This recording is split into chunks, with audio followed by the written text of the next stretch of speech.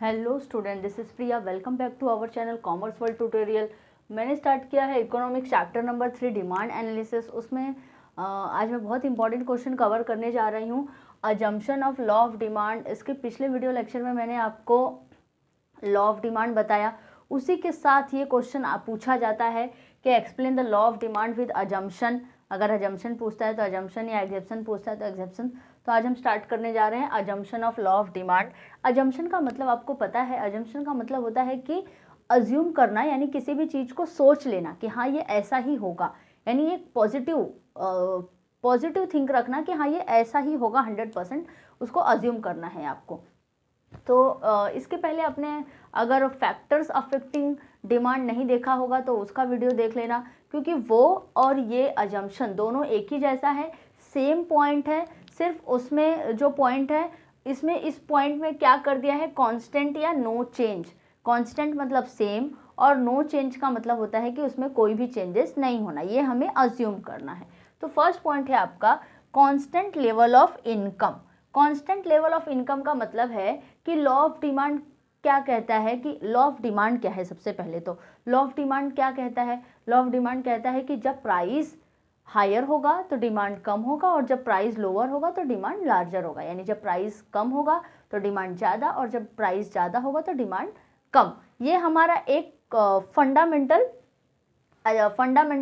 Law है, law of demand है, जो प्राइस को कोरिलेट करता है। प्राइस के कम या ज़्यादा होने से जो डिमांड पे इफेक्ट होता है उसे कहा जाता है लॉ ऑफ डिमांड। अब लॉ ऑफ डिमांड का अजम्पशन क्या है कि अगर लॉ ऑफ डिमांड को ट्रू करना है कि भाई जब प्राइस ज़्यादा होगा तो डिमांड कम होना चाहिए, या जब प्राइस कम होता है तो डिमांड ज़्यादा होना चाहिए, यही एक फंडामेंटल ट्रुथ, इसको साबित करना है तो उसके लिए हमें क्या अज्यूम करना पड़ेगा, हमें अज्यूम करना पड़ेगा कि जो ये इनकम है ये क्या हो, ये जो हमारा इनकम है वो कांस्टेंट हो। कांस्टेंट का मतलब सेम हो। क्यों?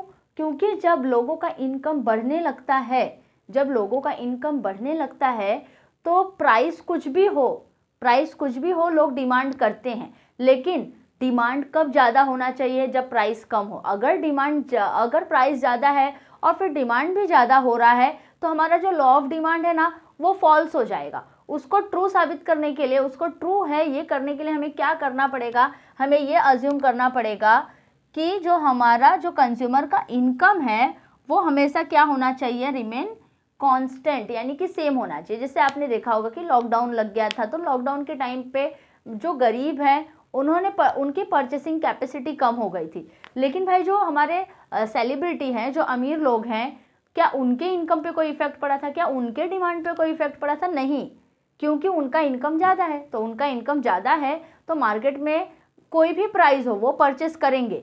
तो इससे क्या होगा कि इनकम ज़्यादा होने की वजह से, अगर इनकम ज़्यादा है और प्राइस ज़्यादा है, लोग ज़्यादा परचेस करें, तो जो हमारा डिमांड है वो फॉल्स हो जाएगा। इसीलिए डिमांड को अगर लॉ ऑफ डिमांड जो हमारा है उसको अगर ट्रू करना है तो हमें क्या अज्यूम करना पड़ेगा, हमें ये अज्यूम करना पड़ेगा कि जो हमारा इनकम है, जो कंज्यूमर का इनकम है वो हमेशा कांस्टेंट रहे, सेम रहे। क्यों? क्योंकि सेम रहेगा तब जब प्राइस ज़्यादा होगा तो डिमांड ज़्यादा नहीं होगा। नेक्स्ट पॉइंट है no change in size of population. अब पॉपुलेशन बहुत इम्पैक्ट करता है हमारे डिमांड को, क्योंकि जैसे जैसे पॉपुलेशन बढ़ते जाता है डिमांड बढ़ते जाता है, चाहे प्राइस कुछ भी हो। इसलिए हमें क्या अज्यूम करना है कि जो हमारा पॉपुलेशन है ना वो अनचेंज है, यानी कि इसमें कोई भी चेंजेस नहीं है, क्योंकि कोई भी चेंजेस हमारे डिमांड को इफेक्ट करेगा। जैसे कि अज्यूम कर लेते हैं अभी आप सिंगल हो तो आप कम डिमांड कर रहे हो, कल को मैरिड हो गए तो ज़्यादा डिमांड करोगे, फिर बच्चे हो गए तो और ज़्यादा डिमांड। तो क्या होता है, जैसे जैसे हमारी फैमिली साइज इंक्रीज होती जाती है ना, हमारा डिमांड इंक्रीज होते जाता है, चाहे प्राइस कुछ भी हो। तो इसकी वजह से क्या होगा, अगर पॉपुलेशन ज़्यादा होगा तो वो क्या होगा, हमारे टोटल डिमांड पे अफेक्ट करेगा। प्राइस को नहीं देखेगा, क्योंकि जब फैमिली साइज इंक्रीज हो रही है तो प्राइस कुछ भी हमें परचेस करना पड़ेगा, डिमांड पे इफेक्ट होगा। इसीलिए जब हमें अगर ये ट्रू करना है कि जो डिमांड है वो सिर्फ प्राइस की वजह से बढ़ता है या कम होता है, तो इसके लिए जो हमारा पॉपुलेशन है वो हमेशा सेम है, ऐसा हमें अज्यूम करना पड़ेगा। Next point, price of substitute goods remain constant. अब सब्स्टिट्यूट गुड्स का मतलब क्या होता है? सब्स्टिट्यूट गुड्स का मतलब होता है कि एक के ऑप्शन में दूसरे गुड्स, जैसे कि चाय के ऑप्शन में कॉफ़ी, जूस के ऑप्शन में कोल्ड ड्रिंक। तो अगर चाय का प्राइस कम है और कॉफ़ी का प्राइस ज़्यादा है तो लोग ज़्यादा चाय की डिमांड करेंगे। लेकिन सडनली चाय का प्राइस ज़्यादा हो गया और कॉफ़ी का प्राइस कम हो गया तो लोग क्या करेंगे, कॉफ़ी का डिमांड करेंगे। और या फिर ऐसा हो सकता है कि मान लो पहले चाय 5 रुपये का मिल रहा था और कॉफ़ी 10 का मिल रहा था, तो जो लोग कॉफ़ी पी रहे थे वो कॉफ़ी पी रहे थे, जो चाय पी रहे थे वो चाय पी रहे थे अपने लाइक्स और डिसलाइक्स से। लेकिन सडनली क्या हो गया कि चाय की प्राइस 5 ही है लेकिन कॉफ़ी की प्राइस 20 हो गई। तो अब इतना जो अफोर्ड नहीं कर पाएगा वो क्या करेगा, वो भी चाय पीना स्टार्ट कर देगा।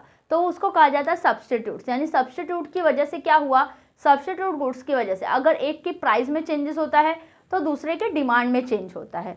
इसीलिए हमें ये अज्यूम करना है कि कोई भी चेंजेस सब्स्टिट्यूट्स में हो रहा है, अगर कोई भी चेंजेस हमारे किसी भी सब्स्टिट्यूट गुड्स में हो रहा है तो क्या करता है, हमारे डिमांड को अफेक्ट करता है, वो दूसरे प्रोडक्ट की डिमांड को अफेक्ट करता है। इसलिए हमें ये अज्यूम करना है कि हमारा जो सब्स्टिट्यूट गुड्स है उसके प्राइस में कोई भी चेंजेस नहीं हो रहा है।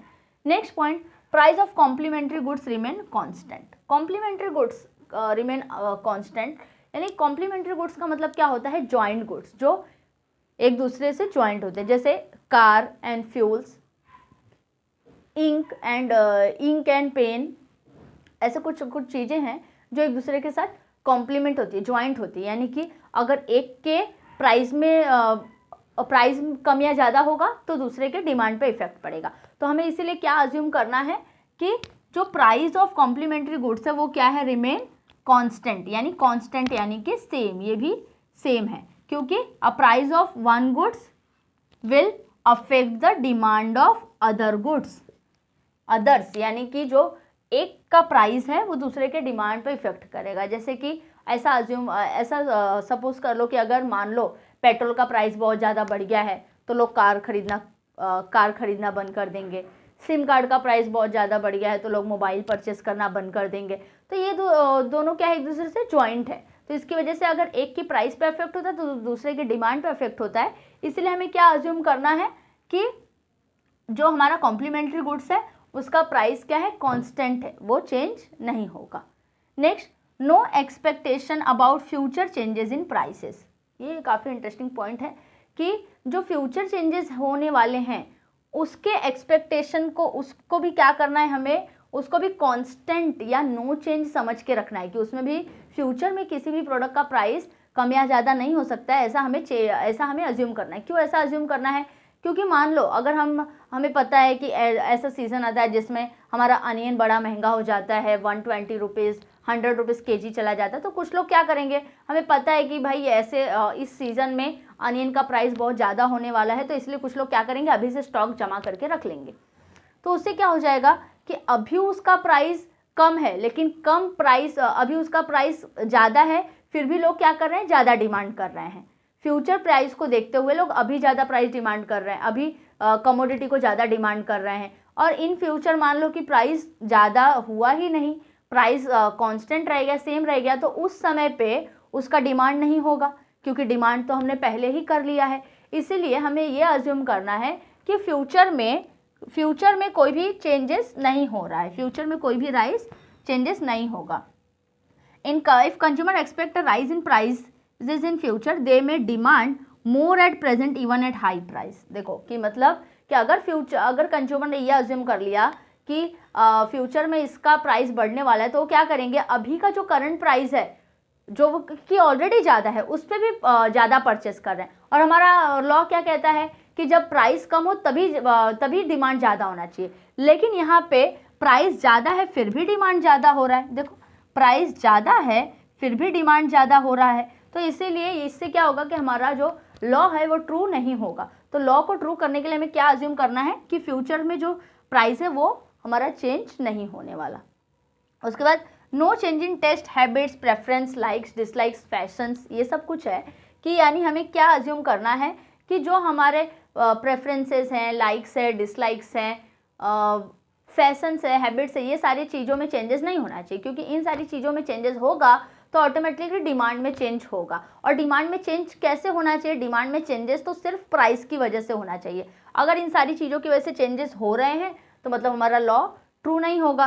क्यों? क्योंकि अगर किसी की हैबिट है कॉफ़ी पीने की, चॉकलेट खाने की, तो उसका जो भी प्राइस होगा, लोगों की हैबिट है तो लोग उसको परचेस करेंगे। जैसे आपने देखा था कि लॉकडाउन में जो गुटखा था, जो टोबैको थे, बियर्स थे, लिकर्स थे, इन सब के प्राइस काफ़ी हाई हो गए थे, लेकिन फिर भी लोग उसको परचेस कर रहे थे।